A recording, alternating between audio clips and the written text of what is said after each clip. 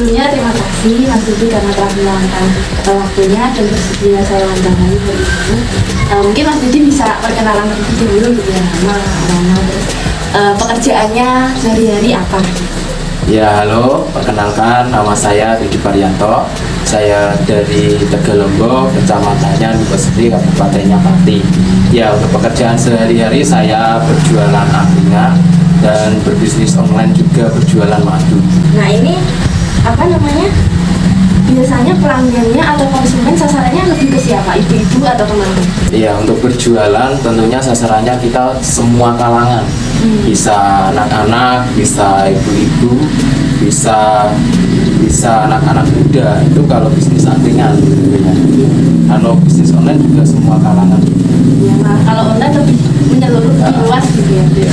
Kalau apa Mas Didi sendiri pernah nggak ada pelanggan yang dari luar Jawa gitu? Tadi kan kalau di angkringan di rumah, tapi aku bisnis online-nya kan berarti lebih menyeluruh, lebih besar kaitannya kan jangkauannya lebih luas.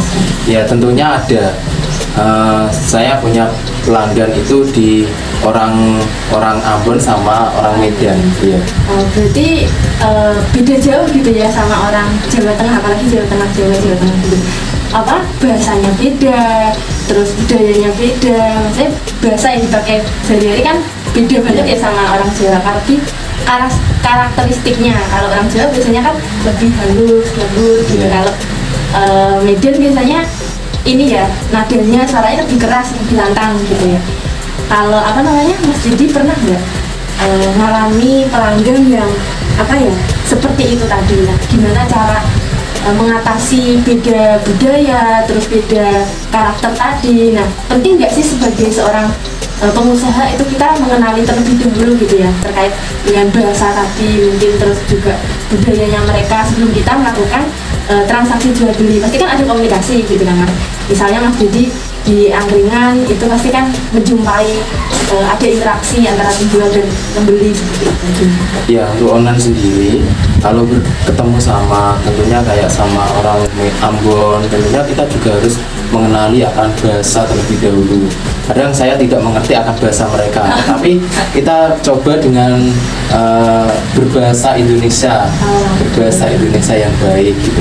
Kalau di bisnis angkringan sendiri, tentunya kita berbahasa sehari-hari karena orang-orang sekitar. Gitu ya.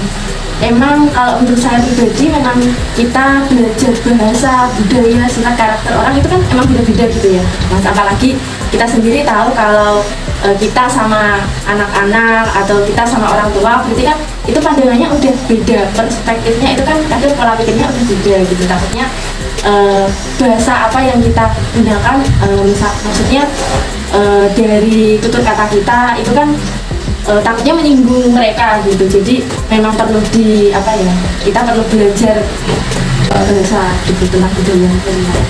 Nah kalau Mas Didi sendiri di angkringan itu pernah menjumpai orang komplain atau kalau di angkringan berarti secara langsung ya interaksinya.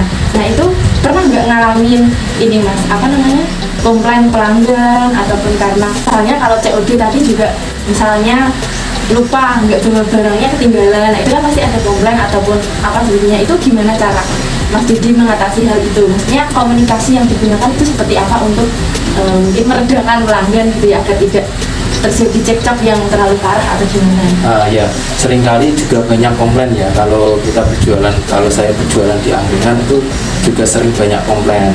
Ya mungkin ada kalau buat kopi mungkin kurang kopinya atau kurang manisnya.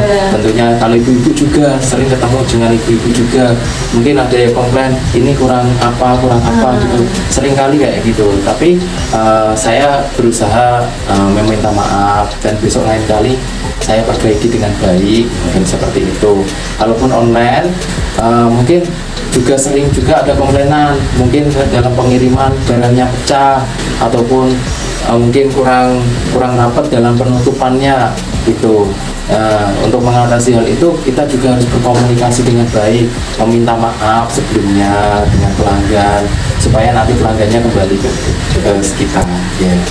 Jadi tadi yang emang dijelaskan Mas Didi menerima komplain gitu ya, menerima masukan dengan baik gitu. Maksudnya tidak pelanggan komplain nih, terus Mas Didi ikut marah-marah gitu, tidak seperti itu ya? Ya, tentunya kita harus rendah hati, tidak marah-marah, harus sabar untuk menghadapi pelanggan karena pembeli itu adalah raja bagi kita. Iya, benar-benar. Memang komunikasi terkait dengan komunikasi bisnis sendiri itu memang cara kita berkomunikasi dengan pelanggan itu memang sangat penting ya Mas. Tadi kaitannya kalau misalnya ada terjadi kita sendiri sebagai penjual atau sebagai pengusaha ini harus istilahnya menerima masukan, menerima kritik, terus kemudian kalau ada salah juga kita yang meminta maaf gitu.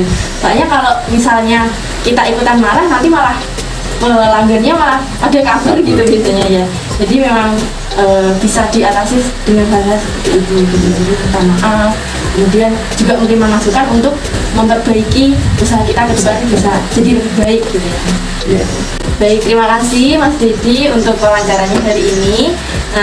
Mungkin ini ada tambahan dari teman saya di layar sebelah dengan narasumber yang kedua akan dilanjutkan oleh teman saya ini. Terima kasih. Selamat pagi, perkenalkan nama saya Indrani Paimalo dari Universitas Kristen Duta Wacana. Di sini saya akan menanyakan mengenai usaha yang kakak jalani sampai sekarang. Sebelum memulai wawancara pada hari ini, boleh perkenalkan diri dan asal dari mana? Baik, perkenalkan nama saya Yuliansi Risma Pilo, biasa dipanggil Risma. Saya berasal dari Kalimantan Timur, tepatnya di Kutai Timur. Oke, kalau boleh tahu usaha yang dijalankan sampai sekarang apa ya, Kak? Untuk usaha yang saya jalankan itu adalah pakaian, di mana saya menjual pakaian khusus wanita, dan untuk target marketnya itu mulai dari usia 17 hingga 30 tahun. Usaha ini saya mulai dari menjadi reseller, saya mengambil barang dari salah satu teman saya pada tahun 2017. Jadi saya mengambil barang dari teman saya, lalu saya packing sendiri dan saya antar sendiri, karena pada saat itu belum memiliki karyawan. Baik, sejak kapan menekuni usaha ini? Untuk usaha saya tekuni mulai pada tahun 2017 dan sampai saat ini masih berjalan. Untuk pertanyaan selanjutnya, adakah kakak memasang target penjualan? Jika ada, bagaimana dalam mengevaluasinya? Ya, untuk target penjualan kami sudah ada. Setiap bulannya kami sudah menargetkan beberapa target ya. Dan cara untuk mengevaluasi adalah dengan melihat data-data penjualan pada bulan tersebut, apakah meningkat atau menurun. Dan bila menurun, kami lihat kembali apakah kurang dari segi pemasaran atau dari layanan. Baik, untuk pertanyaan selanjutnya, bagaimana kakak mengukur kepuasan konsumen? Untuk mengukur kepuasan konsumen, kami menyediakan kotak yang namanya customer care di toko. Jadi kotak tersebut berisi kritik maupun saran. Nah, dari kritik dan saran yang terkumpul dalam kotak tersebut, kami gunakan untuk mengukur seberapa meningkatnya atau seberapa puasnya konsumen pada layanan kami. Baik, untuk pertanyaan selanjutnya, apakah ada inovasi-inovasi dalam produksi? Untuk inovasi sih, kami menyediakan beberapa paket. Yang paket tersebut itu khusus untuk hari-hari spesial, misalnya seperti hari spesial Lebaran, hari-hari raya besar, hari-hari ulang tahun. Dan paket tersebut kami kemas seestetik mungkin seperti yang kami lihat, sesuai dengan target market pada usia 17-30 tahun. Mayoritas target market kami ini mengejar keestetikan, jadi kami mengemas paket tersebut seestetik mungkin agar mampu menarik minat konsumen. Lalu untuk harganya juga kami memberikan harga spesial yang tentunya tidak mahal. Baik, selanjutnya, apakah Anda memasang iklan? Jika memasang, apakah biaya promosi sebanding dengan keuntungan yang didapatkan? Ya, untuk iklan kami sudah memasang di Instagram. Selain itu kami memasang di YouTube juga, dan kami melakukan endorse di beberapa selebgram.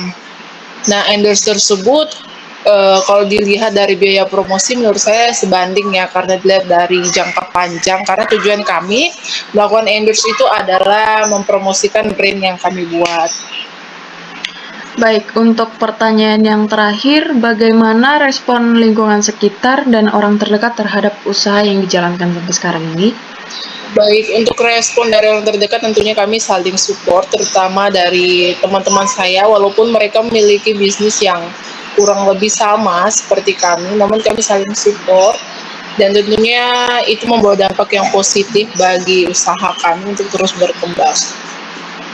Baik, terima kasih atas waktu dan juga kesempatannya. Baik, sama-sama.